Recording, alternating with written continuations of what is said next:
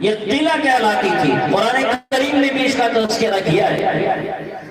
اور اگر آپ میں سے کسی نے نہیں دیکھا ہوگا تو میں کہا کرتا ہوں کہ اپنے راج نگر میں راج قلعہ بنا ہوا ہے، دربھنگا کا قلعہ بنا ہوا ہے راج قلعہ، دہلی کا لال قلعہ ہے.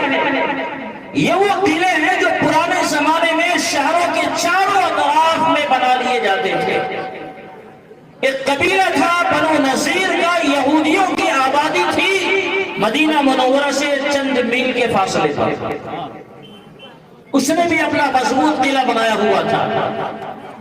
اور بڑا لمبا واقعہ ہے، میں صرف اشارہ کر دوں کہ 28ویں پارے میں اللہ رب العزت نے اس واقعے کا تذکرہ کیا ہے. جو پڑھ سکتے ہیں قرآن کریم کا ترجمہ اور اس کی تفسیر میں جا کر وہاں کی تفصیلات دیکھیں.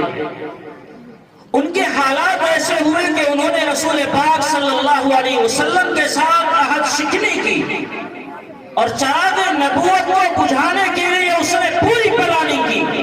آقا صلی اللہ علیہ وسلم کو اس کی اطلاع ہو گئی. آپ علیہ السلام وہاں سے آئے اور اللہ کے حکم سے یہ طے ہوا کہ مسلمانوں کو بنو نذیر کے اوپر حملہ کر دینا چاہیے، کیونکہ یہ جب تک رہیں گے مسلمانوں کے خلاف سازشیں رچیں گے، مسلمانوں کو کمزور کرنے کی کوشش کریں گے، مسلمانوں کے دشمنوں سے ساز باز کر کے مسلمانوں پر حملہ آور ہوں گے.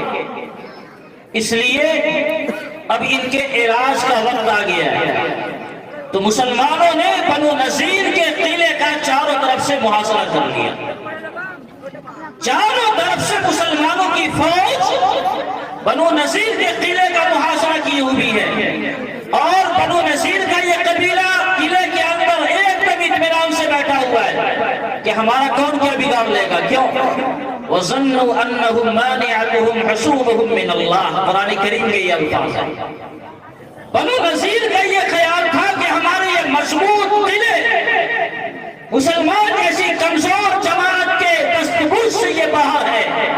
مسلمانوں کے پاس اتنی اتنا پاور اور اتنی طاقت نہیں ہے کہ یہ اس قلعے کی دیواروں کو توڑ سکیں، اس کو پھاڑ سکیں اور ہمارے اوپر قبضہ کر سکیں. تو وہ آرام سے بیٹھے رہے.